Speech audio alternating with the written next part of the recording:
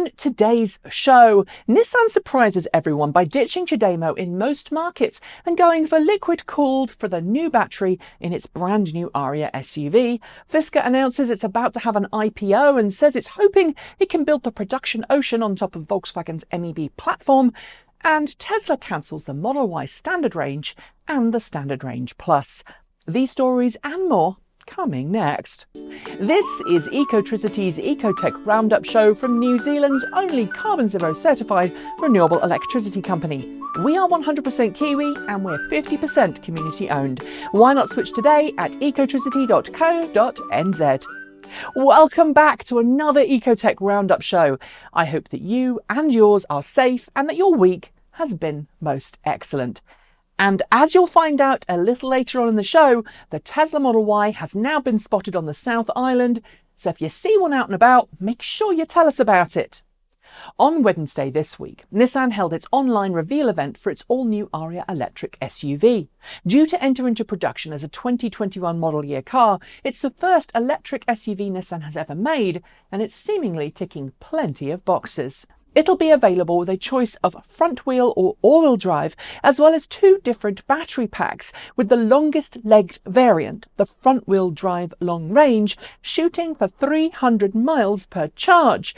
But what is perhaps the most interesting are the two massive changes to Nissan's EV engineering for Ariya when compared to the Nissan Leaf and E and V200.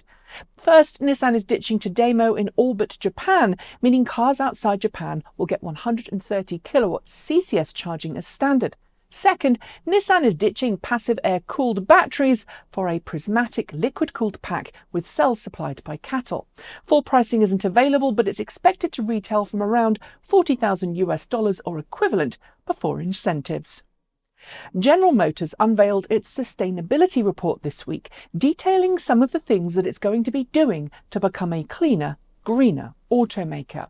Inside that report, GM details some of the promised 20 or so upcoming electric models that are due in the next 3 years, and it offers us some new things we didn't know.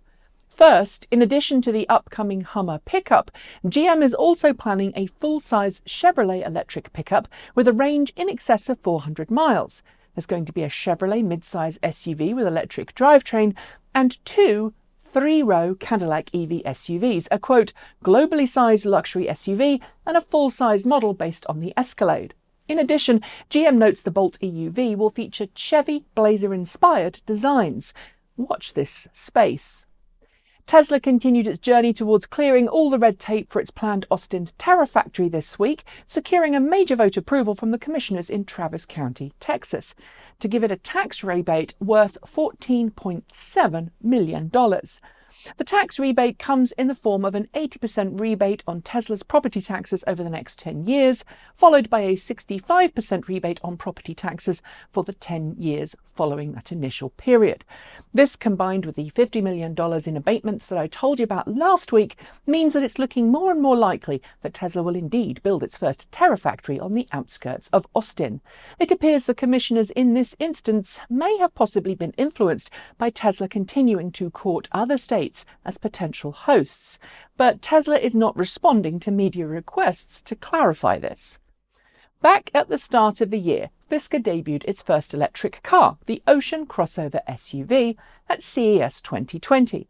The car was given a fair amount of press at the time, and we were among the outlets covering that launch.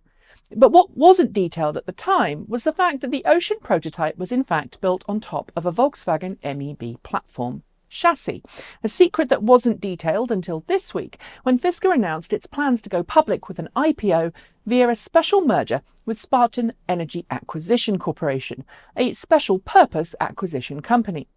The deal could see Fisker raise $1 billion to help it in its production goals for the Ocean. According to Fisker, it is now in negotiation with Volkswagen as part of an ongoing partnership that started in 2017. This could see Volkswagen supply Fisker with all of the parts it needs to build the Ocean on Volkswagen's modular EV platform. People often criticise plug-in hybrids as being underpowered as electric vehicles and too expensive as regular cars. But data from Europe suggests that car buyers are most certainly opting for plug-in hybrids at a higher rate than some people expected. According to Ford's European sales figures for the second quarter of this year, 1/2 of all Ford Kuga crossovers sold were plug-in hybrids.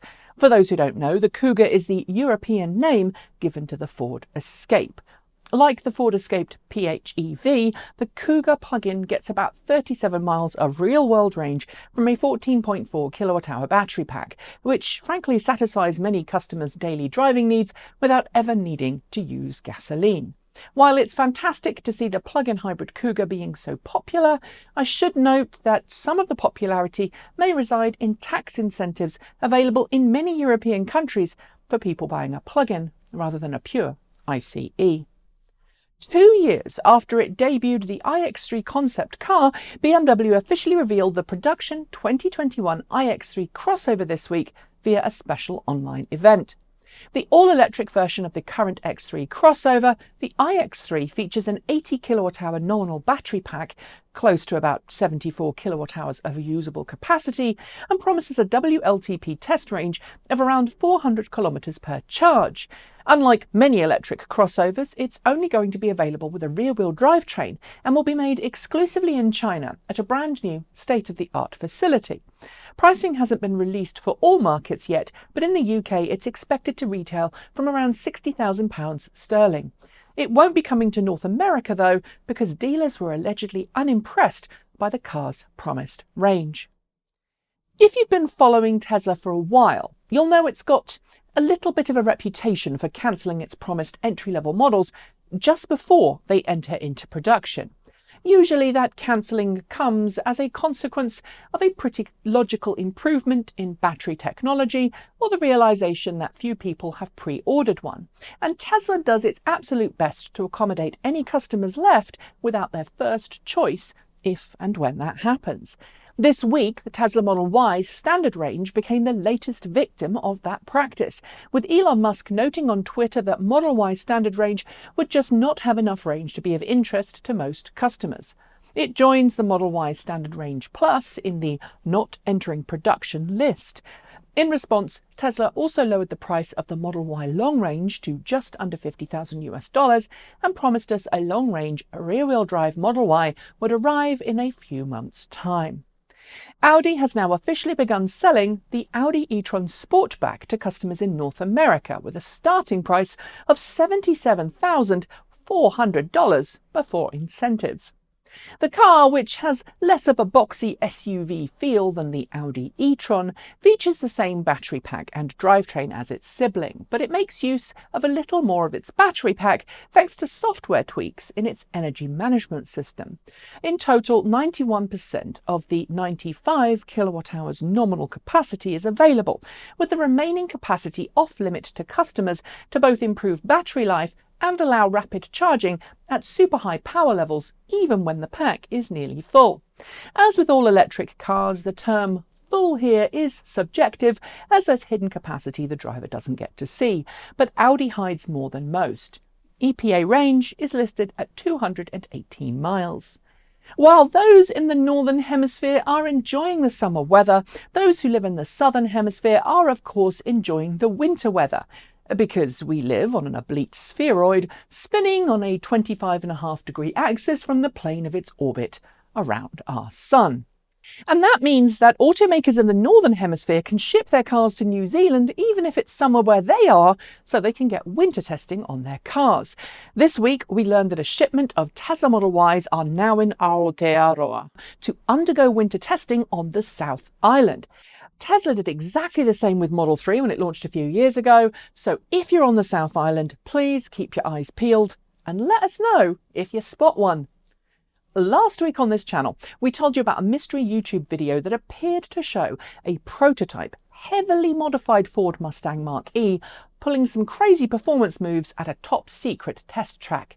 And at the time, you may remember I said I was highly suspicious of the video's claimed provenance. This week, my suspicions were proven correct when Ford Performance tweeted a short video of a spiral tyre track alongside the reveal date for a performance version of the Mustang Mach-E next week. if that wasn't enough to get your interest piqued, Vaughin Gittin Jr. shared a video on his own Twitter stream of him and Hayley Deegan putting said same car through its paces on the exact same test track. The noise we hear in that second video is identical to the noise we heard last week, so yeah, expect some serious fun. And finally, when Volvo launched its Polestar brand as a high-end plug-in version, there was a lot of naysaying from those in the plug-in world who maintained that no way, no how could Polestar compete with or even hope to match Tesla in the plug-in marketplace. For now, I think that still may be true, but this week reviews started to roll in from proper automotive journalists in Europe who finally had a chance to spend time with the all-electric Polestar 2. Every single one so far has raved about its build quality, handling and performance. While we've been told that there won't be any Polestar 2 press cars in the Pacific Northwest of the US anytime soon, I know my buddy Robert Llewellyn over at Fully Charged is spending some time with the Polestar 2 right now, and our good friend Johnny Smith, aka Car Pervert, has just published his comprehensive review of the Polestar 2 this week. So when we're done, be sure to go and check it out, which, as it happens, is in a few shakes of a lamb's tail because that is all of the news for today. Make sure you hit the notification bell so you don't miss out on our next episode. And of course, while you've got a browser open, why not switch to New Zealand's only carbon-certified renewable electricity company? It is super easy to make the switch, and when you do, you help New Zealand wean itself off dirty energy and onto clean, green power that will keep this land beautiful. Oh, and make sure you let us know if you see those Model Ys doing winter testing on the South Island. I'll be making some more fun content for you all to enjoy next week, but until then, please stay safe, remember to wash your hands, and keep healthy. I'm Nikki Gordon-Bloomfield. Ka kite. See you next time.